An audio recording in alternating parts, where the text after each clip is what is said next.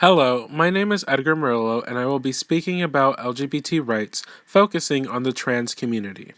For many years now, the LGBT movement has been discussed in society and has been largely debated in politics, especially in a time like now where many fight for equality. But a couple decades back in the 1960s, this was not the case. Many believed that being LGBT was a mental illness.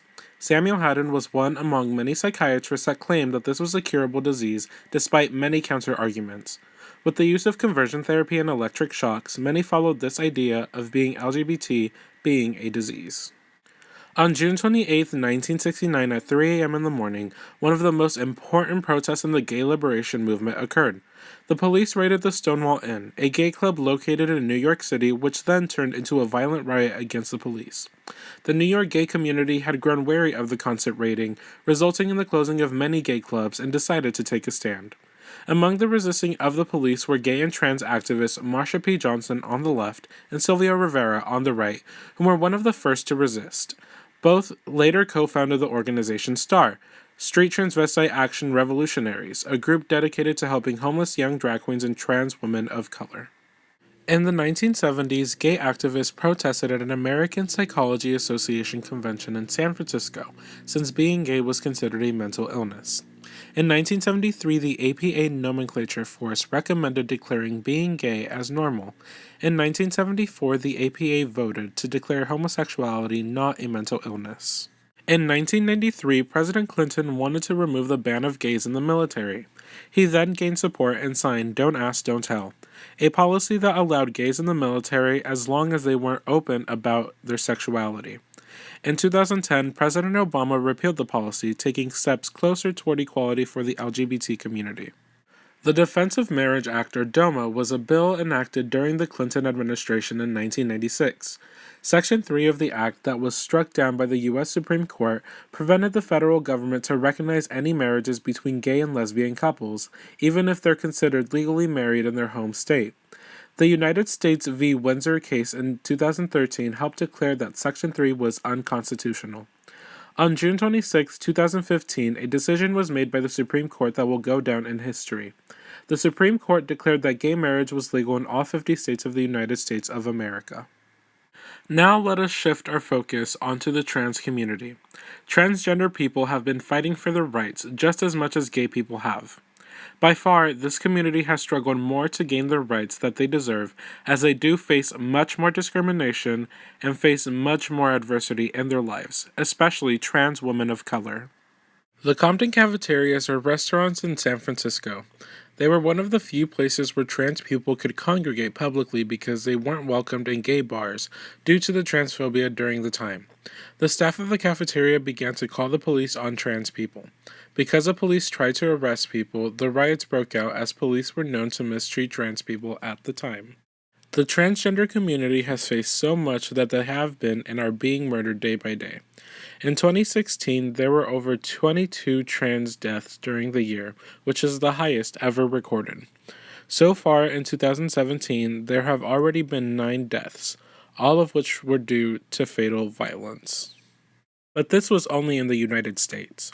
Worldwide, there are much more killings totaled up, but most of which come from Central and South America, as seen in this picture. Over 78% of trans murders reported between 2008 and 2015 were from Central and South America. The Trans Day of Remembrance was made to remember those who we have lost due to hate-induced violence. This event was made to honor Rita Hester, who was murdered in 1998 because of anti-trans violence. This day raises awareness of hate crimes against transgender people and gives the opportunity to allies to show their support. Another issue that trans people face is what bathroom they use.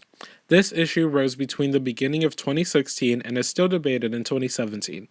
This is because many trans people feel uncomfortable to use a bathroom designated to a specific gender because they still may not feel safe in those bathrooms. Many want public places to have gender-neutral bathrooms.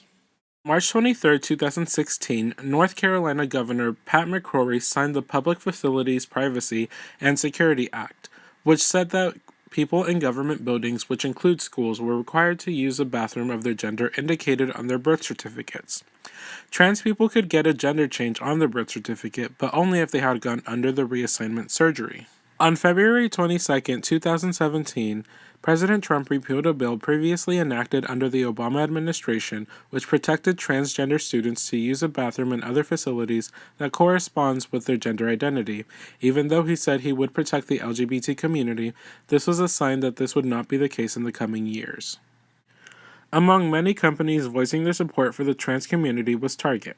On April 19, 2016, the company released a statement saying that they believe in inclusivity. Later that year, the CEO made a statement saying that they would be installing single-stall bathrooms in all Target stores, which many viewed as a sign of support for the trans community among the bathroom debacle.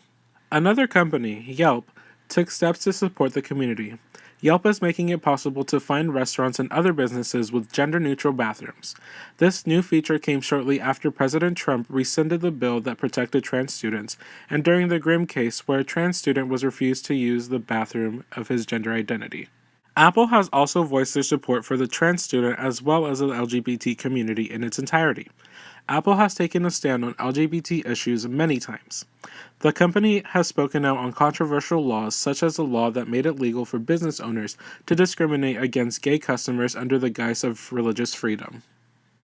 If more businesses voice their support for the gay and trans community and mean it, then their profits would increase largely. Hopefully, businesses that are anti-LGBT in this moment change their minds for the better, and we live in a country with much less discrimination. Once again, I'm Edgar Murillo, and thank you for listening.